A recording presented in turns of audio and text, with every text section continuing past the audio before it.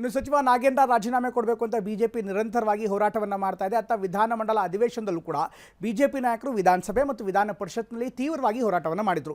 ಈಗ ವಿಧಾನಮಂಡಲದ ಹೊರಗಡೆ ಪ್ರತಿಭಟನೆ ಮಾಡುವಂಥ ಸರದಿ. ಈಗ ಬಿಜೆಪಿ ರಾಯಚೂರಿನಿಂದ ಬಳ್ಳಾರಿಯ ತನಕ ಪಾದಯಾತ್ರೆ ಮಾಡೋದಕ್ಕೆ ನಿರ್ಧಾರ ಮಾಡಿದೆ. ನಿರಂತರವಾಗಿ 10 ದಿನಗಳ ಪಾದಯಾತ್ರೆಯಲ್ಲಿ ST ಏರಿಯಾ ಸೇರಿದಂತೆ ಬೇರೆ ಬೇರೆ ಭಾಗದಲ್ಲಿ ಎಲ್ಲೆಲ್ಲಿ ನೇರವಾಗಿ ಈಗಾಗಲೇ ದಲಿತರಿದ್ದಾರೋ ಜೊತೆಗೆ ಯಾರು ಫಲಾನುಭವಿಗಳಿದ್ದಾರೋ ಅವರನ್ನೇ ಟಾರ್ಗೆಟ್ ಮಾಡಿ ಪಾದಯಾತ್ರೆಯನ್ನು ಮಾಡ್ತಾರೆ. ಹಾಗಾದರೆ ಬಿಜೆಪಿಯ ಪಾದಯಾತ್ರೆ ಹೇಗಿರುತ್ತೆ, ಏನೆಲ್ಲ ಪ್ಲಾನ್ಗಳಾಗಿದೆ, ಯಾವಾಗಿಂದ ಆರಂಭ ನೋಡೋಣ.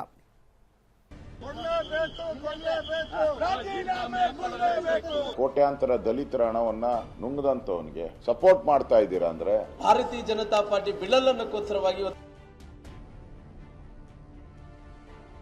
ಸೆಪ್ಟೆಂಬರ್ 1ನೇ ತಾರೀಕಿಂದ 10ನೇ ತಾರೀಕುವರೆಗೂ ಒಂದು ಬೃಹತ್ ಪಾದಯಾತ್ರೆಯನ್ನ ನಾವು ಹಮ್ಮಿಕೊಂಡಿದ್ದೇವೆ. ಅಶೋಕ್ ಒಂದು ಸ್ವಲ್ಪ ವಾಕ್ ಮಾಡಬೇಕು ಅಂತ ಅನ್ಸಿರ್ಬೇಕು, ವಾಕ್ ಮಾಡ್ತಾರೆ, ನಾವೇನ್ ಮಾಡಕ್ಕಾಗತ್ತೆ.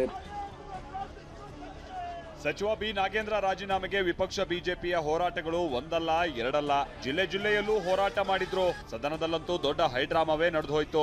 ರಾಜೀನಾಮೆ ಕೊಡೋವರೆಗೂ ಸದನ ನಡೆಯೋಕೆ ಬಿಡೋದಿಲ್ಲ ಅಂತ ಬಿಜೆಪಿ ಪಟ್ಟು ಹಿಡಿದಿತ್ತು. ಇದೀಗ ಕೇಸರಿ ಪಡೆ ಬಳ್ಳಾರಿ ಪಾದಯಾತ್ರೆಗೆ ಡೇಟ್ ಘೋಷಿಸುವ ಮೂಲಕ ರಣಕಹಳೆ ಮೊಳಗಿಸಿದೆ. 1ನೇ ತಾರೀಕು ರಾಯಚೂರು ಜಿಲ್ಲೆಯಿಂದ ಪ್ರಾರಂಭ ಆಗ್ತಕ್ಕಂಥ ನಮ್ಮ ಈ ಪಾದಯಾತ್ರೆ ಬಳ್ಳಾರಿನಲ್ಲಿ ಸಮಾರೋಪ ಆಗ್ತದೆ. ಸಚಿವ ನಾಗೇಂದ್ರ ರಾಜೀನಾಮೆಗೆ ಪಟ್ಟು ಹಿಡಿದಿರುವ ಬಿಜೆಪಿ ತಾರ್ಕಿಕ ಅಂತ್ಯಕ್ಕೆ ತೆಗೆದುಕೊಂಡು ಹೋಗೋದಕ್ಕೆ ಬಿಗ್ ಪ್ಲಾನ್ ಮಾಡಿದೆ. ಸೆಪ್ಟೆಂಬರ್ 1ರಿಂದ 10 ದಿನಗಳ ಕಾಲ ಬಿಜೆಪಿ ನೇತೃತ್ವದಲ್ಲಿ ಪಾದಯಾತ್ರೆ ನಡೆಯಲಿದೆ. ಪಾದಯಾತ್ರೆಗೆ ಕೇಂದ್ರ ಸಚಿವ ಪ್ರಹ್ಲಾದ್ ಜೋಶಿ ಚಾಲನೆ ನೀಡಲಿದ್ದು, ಜೆಡಿಎಸ್ ಕೂಡ ಬೆಂಬಲ ನೀಡಲಿದೆ. ಸುದ್ದಿಗೋಷ್ಠಿ ನಡೆಸುವ ಮೂಲಕ ಬಿಜೆಪಿ ರಾಜ್ಯಾಧ್ಯಕ್ಷ BY ವಿಜಯೇಂದ್ರ ಪಾದಯಾತ್ರೆ ದಿನಾಂಕವನ್ನ ಘೋಷಣೆ ಮಾಡಿದ್ದಾರೆ. ಭಾರತೀಯ ಜನತಾ ಪಾರ್ಟಿ ಸೆಪ್ಟೆಂಬರ್ 1ನೇ ತಾರೀಕಿಂದ 10ನೇ ತಾರೀಕುವರೆಗೂ ಒಂದು ಬೃಹತ್ ಪಾದಯಾತ್ರೆಯನ್ನ ನಾವು ಹಮ್ಮಿಕೊಂಡಿದ್ದೇವೆ. 1ನೇ ತಾರೀಕು ರಾಯಚೂರು ಜಿಲ್ಲೆಯಿಂದ ಪ್ರಾರಂಭ ಆಗ್ತಕ್ಕಂಥ ನಮ್ಮ ಈ ಪಾದಯಾತ್ರೆ ಬಳ್ಳಾರಿನಲ್ಲಿ ಸಮಾರೋಪ ಆಗ್ತದೆ. ಸುಮಾರು 190ರಿಂದ 200 ಕಿಲೋಮೀಟರ್ ಅಷ್ಟು ಪಾದಯಾತ್ರೆ ಇದಾಗ್ತದೆ. ಏನು 1ನೇ ತಾರೀಕು ಉದ್ಘಾಟನೆ ಆಗ್ತದೆ. ನಮ್ಮ ಕೇಂದ್ರ ಸಚಿವರಾಗಿರುವಂತಹ ಗೌರವಾನ್ವಿತ ಪ್ರಹ್ಲಾದ್ ಜೋಶಿ ಅವರು ಬರ್ತಾ ಇದ್ದಾರೆ, ಅವರಿಗೆ ಪಾದಯಾತ್ರೆ ಉದ್ಘಾಟನೆ ಮಾಡ್ತಾ ಇದ್ದಾರೆ. ಸಮಾರೋಪಕ್ಕೆ ಕೇಂದ್ರ ಸಚಿವರು ಕೂಡ ಬರ್ತಾರೆ.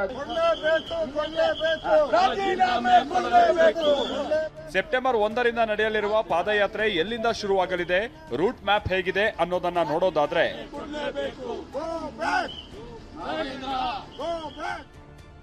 ಸೆಪ್ಟೆಂಬರ್ 1ರಿಂದ 10ರವರೆಗೂ ಬಿಜೆಪಿ ನೇತೃತ್ವದಲ್ಲಿ ಪಾದಯಾತ್ರೆ ನಡೆಯಲಿದೆ.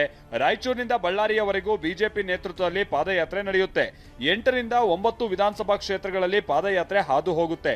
190 ಕಿಲೋಮೀಟರ್ನಿಂದ 200 ಕಿಲೋಮೀಟರ್ ವರೆಗೂ ಪಾದಯಾತ್ರೆ ಮಾಡೋಕೆ ಬಿಜೆಪಿ ನಿರ್ಧಾರವನ್ನ ಮಾಡಿದೆ. 4 ST ಕ್ಷೇತ್ರಗಳಲ್ಲಿ ಪಾದಯಾತ್ರೆ ತೆರಳಲಿದೆ. ಪಾದಯಾತ್ರೆಯ ಪೋಸ್ಟರ್, ರೂಟ್ ಮ್ಯಾಪ್ ಬಿಡುಗಡೆ ಮಾಡಲಾಗಿದೆ. ರಾಯಚೂರು ಜಿಲ್ಲೆಯ ಗುರುಗುಂಟದಿಂದ ಪಾದಯಾತ್ರೆ ಆರಂಭ ಆಗಲಿದೆ. ಗುರುಗುಂಟ, ಲಿಂಗಸ್ಗೂರು, ಮಸ್ಕಿ, ಸಿಂಧನೂರು, ಸಿರುಗುಪ್ಪ, ತೆಕ್ಕಲಕೋಟೆ, ಸಿಂದಗೇರಿ ಮೂಲಕ ಬಳ್ಳಾರಿವರೆಗೂ ಪಾದಯಾತ್ರೆ ನಡೆಯಲಿದೆ.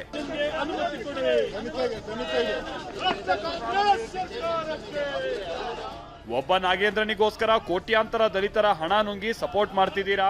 187 ಕೋಟಿಯಲ್ಲಿ ಪಾಲು ಹೊಡೆದಿದ್ದೀರಾ ಅಂತ ವಿಪಕ್ಷ ನಾಯಕ ಅಶೋಕ್ ಕಿಡಿಕಾರಿದ್ರು. ರಾಮುಲು ಅಂತೂ ದಲಿತರಿಗೆ ಅನ್ಯಾಯ ಆಗೋದಕ್ಕೆ ಬಿಡೋದಿಲ್ಲ ಅಂದಿದ್ದಾರೆ. ಇದಕ್ಕೆ ವ್ಯಂಗ್ಯವಾಡಿರುವ ಸಚಿವ ಚಲುವರಾಯಸ್ವಾಮಿ ವಾಕಿಂಗ್ ಮಾಡ್ಕೊಂಡು ಬರ್ಲಿ ಅಂದಿದ್ದಾರೆ. ಒಬ್ಬ ನಾಗೇಂದ್ರನ್ಗೋಸ್ಕರ ಲಕ್ಷಾಂತರ ಕೋಟ್ಯಾಂತರ ದಲಿತರ ಹಣವನ್ನ ನುಂಗದಂತವನಿಗೆ ನೀವು ಸಪೋರ್ಟ್ ಮಾಡ್ತಾ ಇದ್ದೀರಾ ಅಂದ್ರೆ ಈ 187 ಕೋಟಿನ ನೀವೆಲ್ಲರೂ ಸೇರಿ ಹಂಚಿಕೆ ಮಾಡ್ಕೊಂಡಿದ್ದೀರಾ. ಇದು ಕಾಂಗ್ರೆಸ್ ಪಾರ್ಟಿಯ ಖಜಾನೆಗೆ ಹೋಗಿದೆ, ಅದರಿಂದಾನೇ ಮಾಡ್ತಾ ಇದ್ದೀರಾ. ದಲಿತರ ಹಣವನ್ನು ಏನು ಭ್ರಷ್ಟಾಚಾರ ಮಾಡಿದ್ರು, ಈ ಸರ್ಕಾರ ಹಣವನ್ನು ಸಾಕಷ್ಟು ವಿಚಾರಗಳಲ್ಲಿ ಸಾಕಷ್ಟು ಇಲಾಖೆಗಳಲ್ಲಿ ಏನು ಭ್ರಷ್ಟಾಚಾರವನ್ನು ಮಾಡಿದ್ರು, ಅದು ದಲಿತರಿಗೆ ಅನ್ಯಾಯ ಆಗ್ಲಿಕ್ಕೆ ಭಾರತೀಯ ಜನತಾ ಪಾರ್ಟಿ ಬಿಡಲನ್ನಕ್ಕೋಸ್ಕರವಾಗಿ ಇವತ್ತು ದೊಡ್ಡ ಪಾದಯಾತ್ರೆಯನ್ನು ಮಾಡಂತ ಕೆಲಸ ಮಾಡ್ತಾ ಇದೆ. ಸರ್ಕಾರದ ಬಗ್ಗೆ ಬ್ಲೇಮ್ ಮಾಡೋದಕ್ಕೆ ಏನೂ ಇಲ್ಲದೆ ಇರೋದ್ರಿಂದ ಇದೊಂದು ಸಬ್ಜೆಕ್ಟನ್ನು ಹಿಡ್ಕೊಂಡಿದ್ದಾರೆ. ಸೊ ನಾವೇನು ಹೇಳೋದು ಅವ್ರಿಗೆ, ವಾಕ್ ಮಾಡ್ಕೊಂಡು ಬರಲಿ ಬಿಡಿ ಒಂದಷ್ಟು ದಿವಸ. ಅಶೋಕ್ ಒಂದು ಸ್ವಲ್ಪ ವಾಕ್ ಮಾಡಬೇಕು ಅಂತ ಅನಿಸಿರ್ಬೇಕು, ವಾಕ್ ಮಾಡ್ತಾರೆ. ಮತ್ತೊಂದು ಕಡೆ ಸಚಿವ ನಾಗೇಂದ್ರ ವಿರುದ್ಧ ಪ್ರಾಸಿಕ್ಯೂಷನ್ಗೆ ಅನುಮತಿ ಕೋರಿ ಸಿಬಿಐ ರಾಜ್ಯಪಾಲರಿಗೆ ಪತ್ರ ಬರೆದಿರುವ ವಿಚಾರ ಇದೀಗ ಮಹತ್ವ ಪಡೆದುಕೊಂಡಿದೆ. ಲೋಕಭವನ ಕಾನೂನಾತ್ಮಕ ಅಭಿಪ್ರಾಯ ಸಂಗ್ರಹ ಮಾಡ್ತಾ ಇದೆ. ಒಟ್ನಲ್ಲಿ ನಾಗೇಂದ್ರ ರಾಜೀನಾಮೆ ವಿಚಾರವನ್ನೇ ಕೇಂದ್ರವಾಗಿಟ್ಕೊಂಡು ಬಿಜೆಪಿ ಪಾದಯಾತ್ರೆ ಮೂಲಕ ಸಮರ ಸಾರ್ತಾ ಇದೆ. ಆದರೆ ಸರ್ಕಾರದ ಮುಂದಿನ ನಡೆ ಏನು ಅನ್ನೋದು ಇದೀಗ ಕುತೂಹಲಕ್ಕೆ ಕಾರಣ ಆಗಿದೆ. ಕಿರಣ್ ಹನಿಯಡ್ಕ, TV9 ಬೆಂಗಳೂರು.